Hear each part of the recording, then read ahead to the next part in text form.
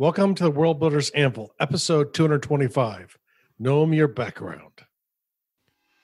Don't know where to start building your fantasy world? Do you need more? Does it make sense? Forget any worries and become a crafter of imagination. This is the place where we will prime your mind.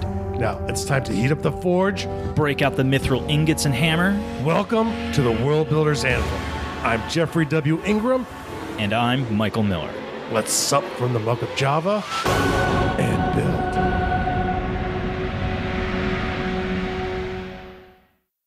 Welcome back. As always, my name is Jeffrey W. Ingram, and I'm the guy following Michael's lead today. And I am one of the two really cute hair-cutted podcast hosts on the show. It seems Jeff and I did not coordinate, but we both have cute new haircuts, so there's that. Actually, we both have black shirts on. I'm just saying. Yeah, but that's pretty commonplace for us to be both wearing black T-shirts. So, yeah, touche. Mine is literally a black T-shirt. There's nothing on this shirt. You've got something printed on yours. What is that? What are we? Avengers 1 movie T-shirt. Are you watching? Oh, okay, so we're recording this the day before Infinity War Part 1 drops. I actually think it might drop today. I don't know for sure. Well, sometimes it's like the Thursday night. Yeah, so it's Thursday night. It's definitely going to be out tomorrow, which is Friday. I am super excited, and my wife is working for a few hours on Saturday, so I think I'm going to run out and go watch. I'm like, you don't care if I go watch Infinity War without you? And she's like, no, go right ahead. So I think I'm going to be at the movies on Saturday watching Infinity War. Mm-hmm. Yeah, so that's your T-shirt. But we're not talking about infinities or wars or the Marvelese. We're talking about gnomes. Gnomes. This is something where I've thought on and off about, and I've created what I like to call a frame. So I kind of have some things I know about my gnomes, but not everything. Before we even get into the explaining of the framework, I'm going to prevent you from making a mistake you have made before. And that is not acknowledging your wife. So let's shout out Kristen, your lovely wife, who is the biggest gnome fan next to Derek I've ever met. Obviously next to Derek. Next to Derek. If you guys don't know Derek of Seize the GM podcast, and Derek has just gotten his website back up and running, you guys should absolutely be subscribing to Seize the GM if you listen to this show. They're kind of I don't know if I quite want to say sister podcast, but if we have a sister podcast, it's Derek and everybody over at Seize the GM. And Derek is a huge fan of gnomes. So all of we're actually doing a gnome series. This is the first of like 3 or 12 episodes that we're going to do. All dedicated to Derek. All dedicated to Derek. So Derek, this one and the rest are for you. But I also wanted to make sure that we acknowledge your wife, Kristen, because she's a huge gnome fan. Kristen, this is one where she's influenced stuff. I do know the word for ruler in Gnomish is Kristen. I thought you were actually going to say something. I'm like, how do you know a Gnomish language? Did you make a Gnomish language? Not yet. It's Kristen. A framework. But the word for ruler will be Kristen. So essentially, they've come up in my world. The word for worshiper should be Derek.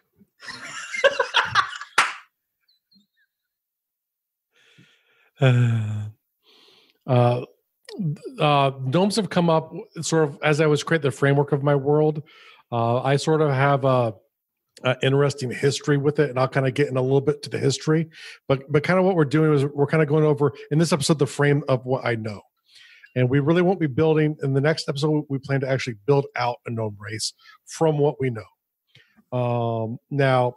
I do have a tendency to overthink things sometimes, so there might be some weird stuff just because it's popped in my brain. And you're going to learn some actual huge secrets about Gardul that I don't think I've ever revealed before in this episode. Ooh, is this stuff that I might know, or it might be new to me too? You might know it. I'm not sure. I don't know if we've ever talked about this before or not. I don't know. We've had a lot of conversations about your gnome culture. We've talked. I know we've talked a little bit about it because there's a couple of things that I do know and remember. Mm-hmm. But I'm sure there's definitely things you have not shared. Mm-hmm. So where do you want to start? Okay, so first, got to get a bit into how I got to the gnomes at all, which was the creation mythos of the gnome race. And So the gnomes, how the gnomes see how the world was created? no. No. No. This is actually it's technically dragon history, so it's actually real. This is how they came into being.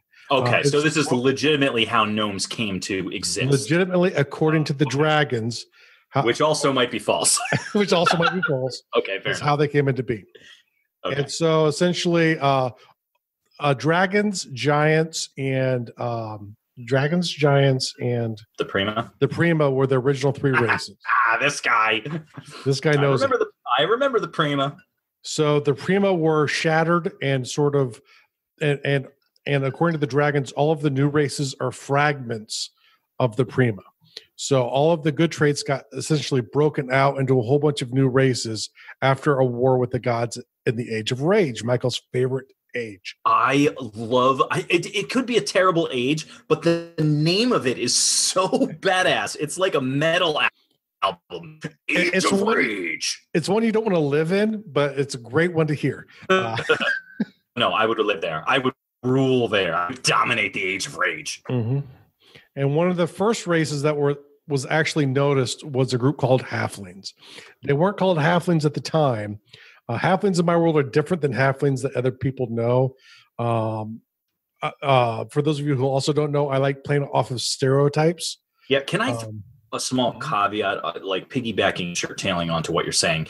If you guys haven't picked up on it yet, Jeff's races aren't like any like stereotypical races. Like there are things about each one of he takes it and he twists it, he turns it a nice little way so that they still feel familiar if you're an old school D&D person, but they're not what you might expect. And he like you create this thing that I really love about the way your races work, where they still kind of fall into what you're familiar with, but they're different enough that you're like, ooh, that's you know, like they have their really own personalized flavor, even though they're familiar. Yeah. You know? And that's one of the things I like to do, you know, is I like to take tropes and I like to twist them, you know, into the direction I go. Gnomes are probably one of the most similar to sort of what people expect out of a race.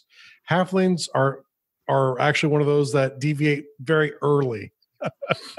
But that's a different episode. So, but they are involved in the creation of the gnomes. They were one of the early races that came around, and there's a god that the dragons call Boric, and Boric is the god of chaos and one of my cats. And Boric basically, due to being empowered by the people on the planet, came down as this thing called the Vortex. And so he actually shows up in Dwarven.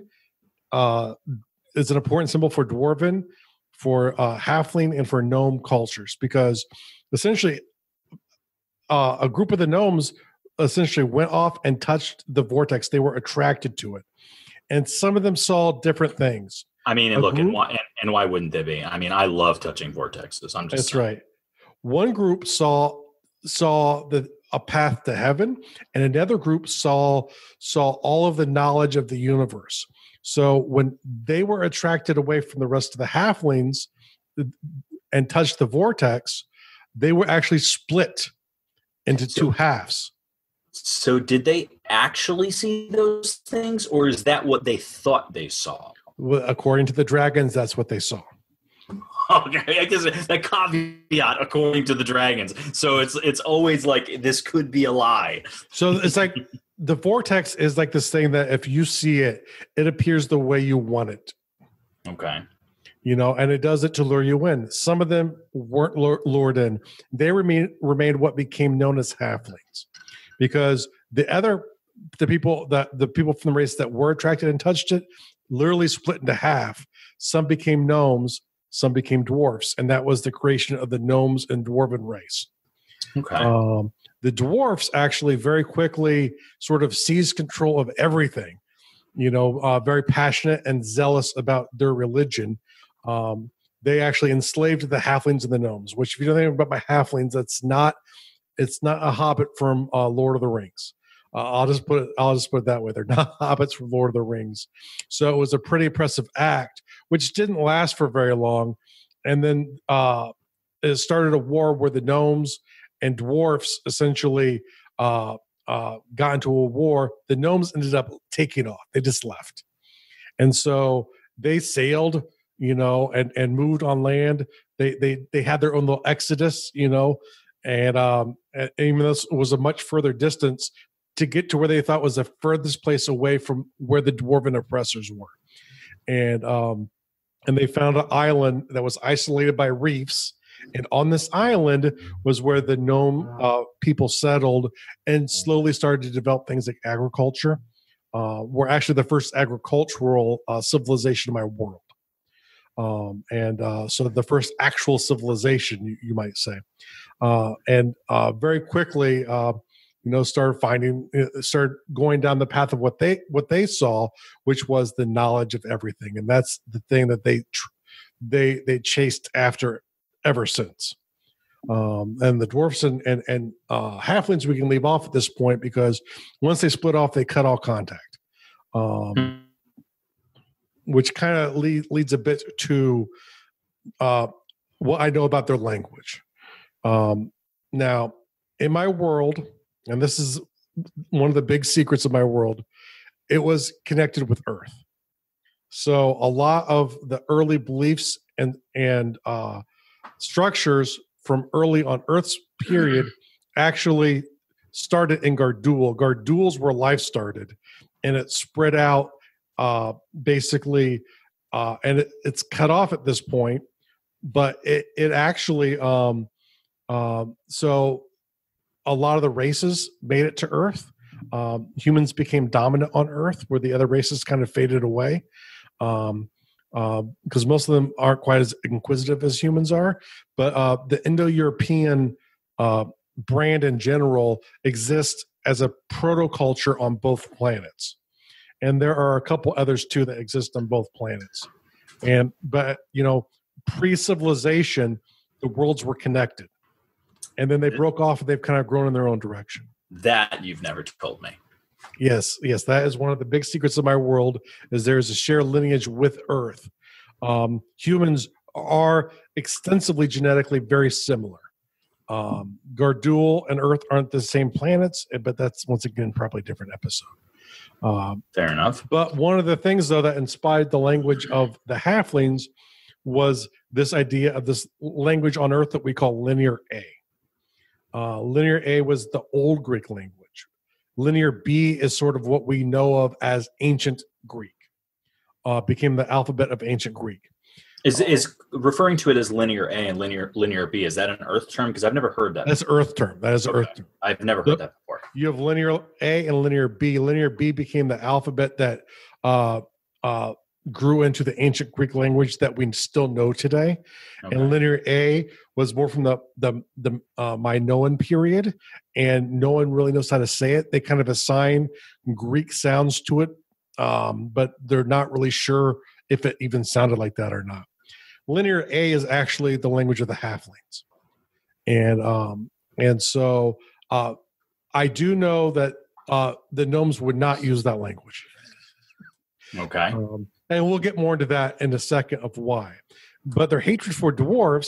Mm-hmm. Before we go any further, I think this is a good point, because I kind of cut you off earlier, so I'm going to cut you off again to try to reinsert what I cut off in the first place, which was a brief introduction about the idea of framework world building. And I think it's a good time to refresh, since the whole purpose of this episode and the next few episodes is fleshing out the gnome culture, because like many things when you're world building, especially with this one for your world, you've frameworked the gnomes, but you haven't fleshed them out. So from a distance, you can see and have an idea what gnomes are like, but now we're getting into the nitty gritty, which means we have to flesh it out. So now we fill in the frame.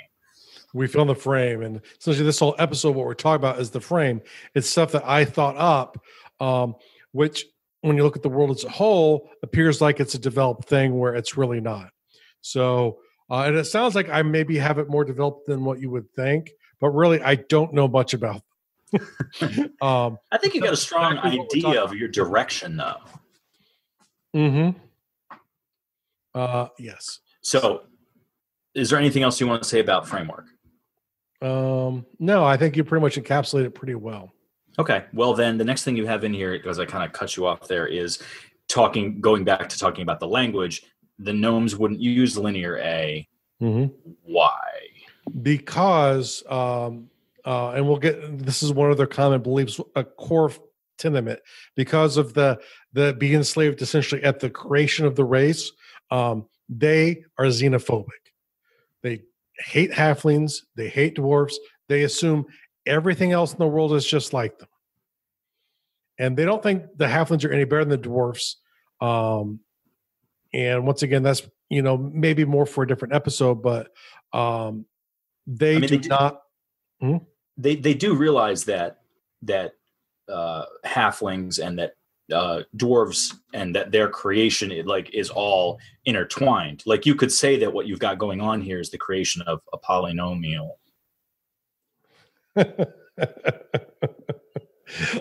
Yes, you can say it's a polynomial. Their creation belief is probably something about the vortex. Whether or not they think the halflings were here before or after, or the dwarfs were here before or after, they would probably be even abstracted out in their creation myth, because when they traveled away, it's like they had a horrible exodus. I know that. So because of the slavery thing, they just hate both of those other races. They hate both of those, and they assume all other beings that aren't gnomes are just as good as they are. Which, if you ever visit Gardul, I'm sorry. When you say just as good as they, is the they themselves, or is the they the other races? The other races. Okay. Elves, humans, anything else is a dwarf or a halfling. Okay, fair enough. So all races suck but gnomes. Yes. And so I do know there are 3 combinations of sounds that cannot work in the Gnomish language. They will not use. And essentially, it's the Greek sounds for the word dwarf, which is pygmy. That's not exactly how you say it, but it's like pygmoi, and but obviously is one word. But those 3 sounds, because of their explicit hatred for dwarfs, are actually not even used. I would assume sound-wise it's very similar to that original language, but their alphabet is different. The structure of their language is different. But they would not use the symbols, the actual alphabetic version of the language, which maybe didn't even really exist when they were there. But in my mind, it did, and they would know it and reject it. So they would just replace that with something else. They would just use a different phonic or... Mm-hmm. Yes. And I do know, like linear A, it's probably a syllable-based alphabet. So like when you have an alphabet-based language, it's going to be one character is involved in certain sounds. So you have very small sets of characters, like 20 to maybe 40, right? So much like we know with English being an alphabet language. If you have an ideogram type style of language, you're going to have a crap load of characters, because each idea is going to have its own character. And some might even derive off of other ones, but they're going to have thousands and thousands of characters at least. A syllable-based language will have one for every sound. So if A has a short and a long in the alphabet, and you say it with an S and an M, the short version would have one character. The long version would have one character. So you're going to have, probably like 120 different characters encapsulating all of the syllables that are said, rather than the alphabetical characters like in English. That seems like a smarter idea, because then your written language is quite clearly like you know how to pronounce it, because look, it's right there. It's better that way.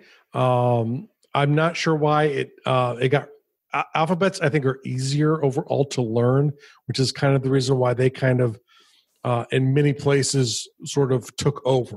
Alphabets really kind of took over once they started coming out. Gnomes don't go that way. How do you mean? they wouldn't use someone else's alphabet. So, well, I assume they have their own. Yes, they do. Okay. And it's their own, and it's definitely not whatever linear A is, which is what is used by the halflings in my world. So beyond the creation and your concepts of language so far, do you have like a brief history? Like, do you have an idea of what you want to do with their history from their creation to the point of? Do you know what occurs from the point of their creation to the point of where your book takes place, or? Absolutely not. No, but I do know when the last. I don't want to say that. Well, do you have any kind of history idea, or is that something that we're going to be building? I do know, and this is sort of a key fact about their history is I know how they get to the island. Okay. How do they get to the island? I leave it open because what we'll do is we're going to develop them until the same time frame as the book takes place in. They're not involved in the book. They're actually on the opposite side of the Gardul landmass, which is a Pangean continent. So they're on the opposite side. They are not directly involved in it, except there is a story that's not part of the original trilogy, which will involve a race of people who they bumped into. So indirectly. So indirectly, they're going to become involved, but more as a myth type of thing. Okay. But not actually in the first trilogy of books. I don't think they're mentioned at all. Remind the listeners of your forthcoming novel's title. It's called The Steward's Son, and I'm praying to get it done this year. We will see. So there will be more news on that as I get it. The Steward's Son. Keep your eyes open for it. I do apologize for teasing it as much as I have because it was supposed to be out last year.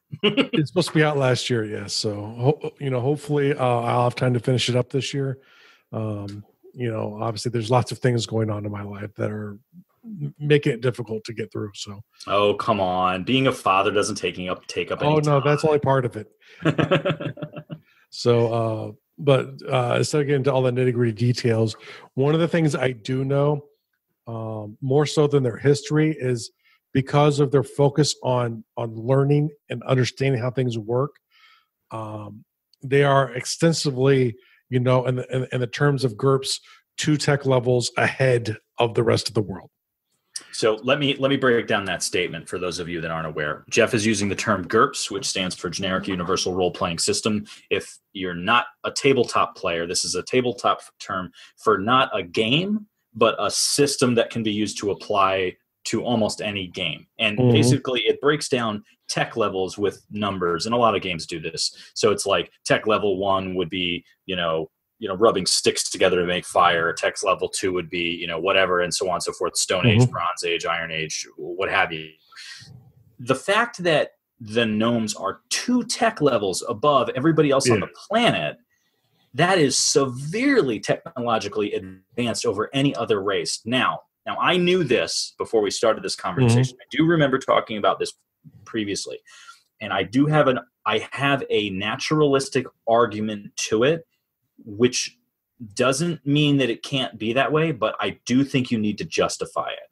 Because if they're on an isolated island, how are they advancing their technology so much beyond everybody else on the planet? Because most of the time advanced technology advances through the advent of sharing cultures.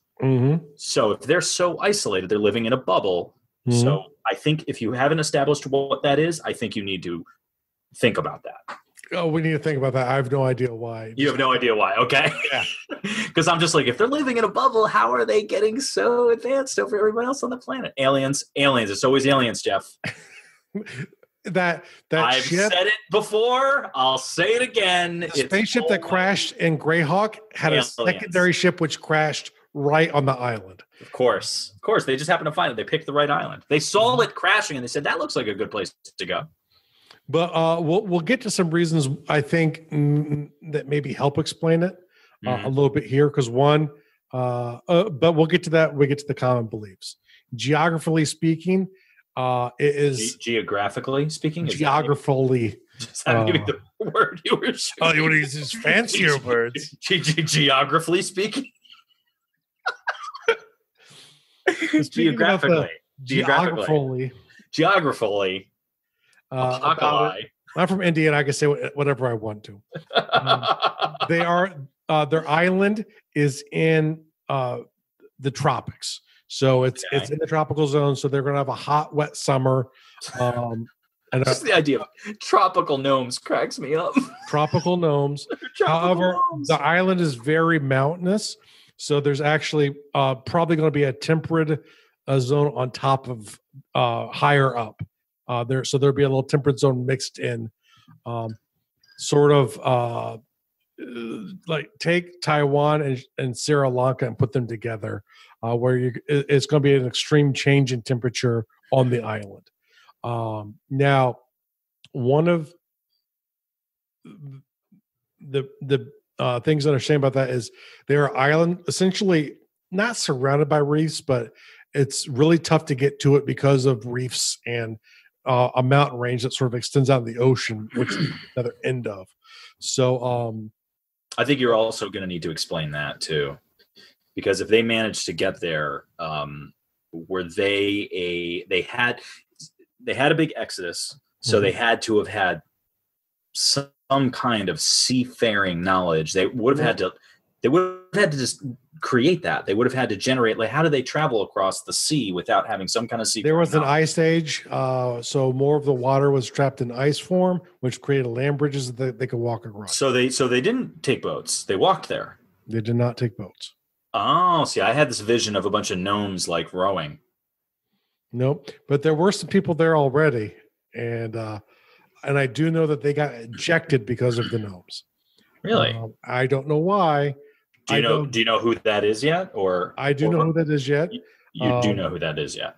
Yep. No, I have a human culture actually who was there. I was going to say, is it leftover prima? That would be awesome. No, it was a group of humans that was there. So yes, in a way, yes, because all of those races are parts of the prima. So yeah, but see, when I envision prima, I kind of have like this preconceived elfish giant hybrid in my mind. Now, that may not be anything remotely what you have envisioned for the prima, but based on what I know of them. I have no idea what they look like. I would know they're extremely beautiful. Well, I know that, but I also imagine that they're physically larger than a standard elf. Like, I envision them like 10 feet tall. Oh, yeah, we'll say 10 feet tall. Not like true giant tall, but like no, giant, but way bigger than a man. Way bigger than a man. Essentially, just take of every advantage for any race that you know and put them all into one race. That was the prima. So everyone else is just a fragment of them. The potential.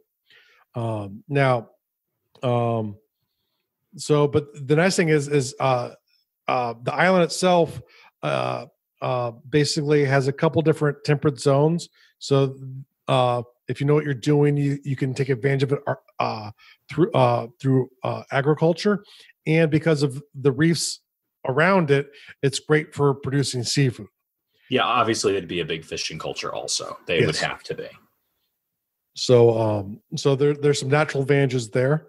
Like I said, two different climates in a small space, and rich in seafood. You have to have a story, if only a short story written, where gnomes eat the aquatic race we built. Because if anyone's vehicle is designed to hunt them, that's my point. If anyone's going to figure out how to hunt them, it would be the gnomes. It would be the gnomes. The gnomes probably do hunt them. Oh, this is awful. I love it. Okay. So now I want to get into a couple of the common beliefs that we do know about them. Okay. It's this idea, and the thing that obviously sparked them initially was the idea of science. I was going to say that if you didn't. I was going to say, I need to read your note. It says science. It's right. And it's, this idea that there's the science where some of the things are almost not believable. And actually, when you have science with the exclamation point, usually are not believable. Is that do you mean that as GURPS science with an exclamation point? No, just sort of the colloquial version. Okay. Because GURPS science is not quite science. It's not quite science. They are very heavy into science. They're going to appear that way. And the thing is, they are a very rational, sort of judgy kind of race. Mm-hmm. So on top of judgy people, they're very rational and analytical with the way they deal with problems, which is one of the things that make them really good at learning and figuring out. They're really good at figuring out how things work and turning that back into something that they can then use. Are they? You did say that the dwarves were very religious. Are the gnomes religious at all? In their own way, but it probably would not be like a religion that I know of on Earth to compare it to. You know, their Scientology. No. All right, I'm just throwing it out there. Their religion would be very focused on more science, right? So it's finding your salvation would be through figuring out the truth of the universe, and to do that is studying, learning, breaking apart, and adapting. Which is probably where they get to their more advanced technology, and the fact that they do not trade with anyone else. So no one's getting technology from them. Interesting. So they do not do any trade. I do know if you show up to their island, you're not getting out. I do know in one of my games, someone was hunted by gnomes. They wanted it. I don't know why. And they wanted to be hunted by gnomes? Yes. It was like a disadvantage they bought, which I warned them against. And, okay. But they wanted it because they thought hunted by gnomes. And so I literally had and this was like nearly a Renaissance level game. So these people are sort of like, you have a modern level technology. I was about to say, so you're talking like they're up to black powder. Oh, they're way past black powder. When I say they, I mean the Renaissance, which means the gnomes are probably at automatic firepower. Yes, they're probably more like somewhere around World War II to today. That is a huge difference. That's a huge difference. And, and essentially at some point in the game, literally a gnomish special forces group came in and took the person out. So they didn't really have a chance in hell. Which was why it was a really bad disadvantage. Gnomish special forces. Yeah. I just kind of made it up at the time. So. Oh no, that's great though. I love it. Yeah. But and it was a great moment for everyone at the table, which is maybe what they were going for when they picked it. Oh, well, why not? Yeah. But the thing is, because of that though, magic, remember, in my universe it's sort of this thread that connects everything. Much like if you look at like the electric universe, I kind of play off of that, but magic is the electricity.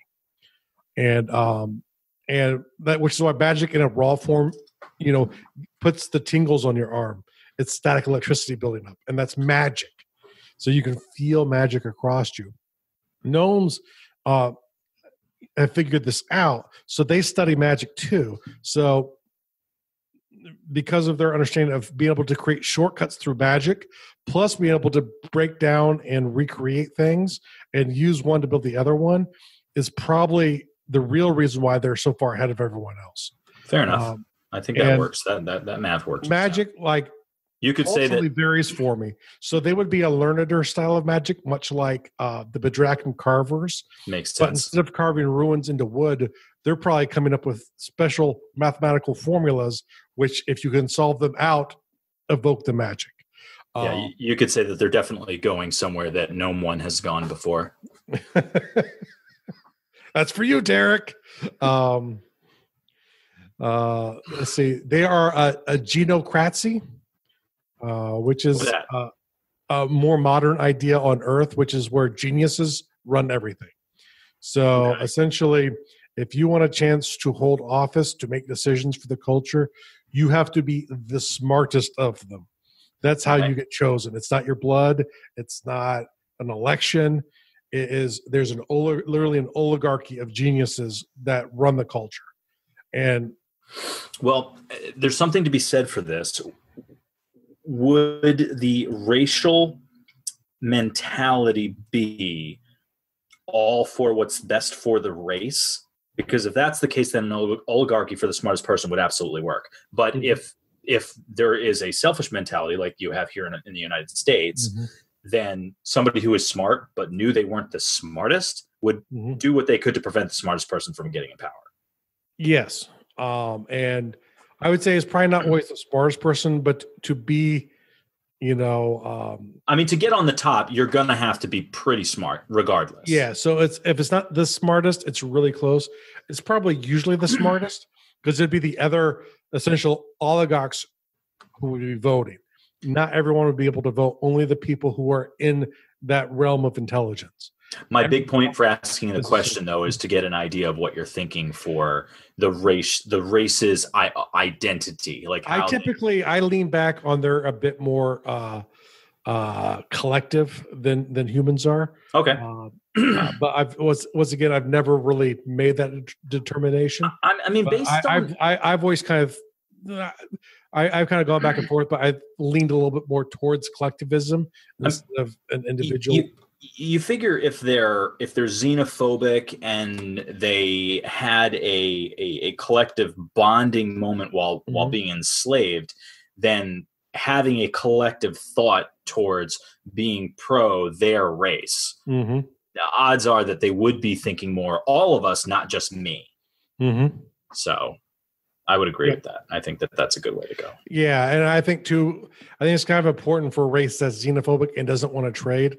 They have to really rely on each other. So, but we can get more into that and flesh that more out in the next episode.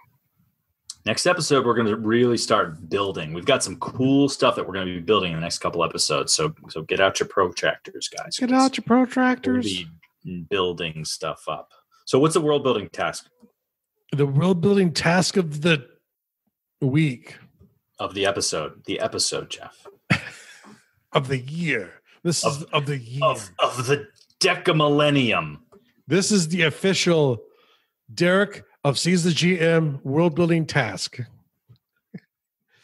It is go build your own gnome race. Now, if your world doesn't have gnomes, all the more reason to build a gnome race. That's right. You got to do it. You don't have to use them, but just build one. You got to build them. So the real world task is to go join the Undercroft. The Undercroft is our closed Facebook group, and go tag Derek of Seize the GM podcast. Let him know how much you love gnomes and how happy you are that he does too. Yes. And make sure to share your gnome race with there. And if you can't, just put it in there. I'll tag him to the thread so he'll get all of them. So better yet, go visit his website and start downloading. I wouldn't say that we should. Oh, not yet.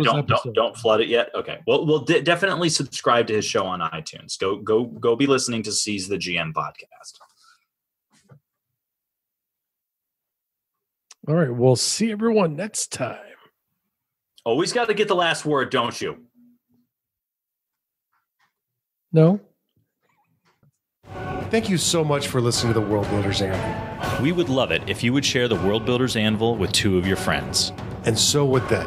If they are unfamiliar with podcasts, then you get to introduce them to the wonderful world of podcasting.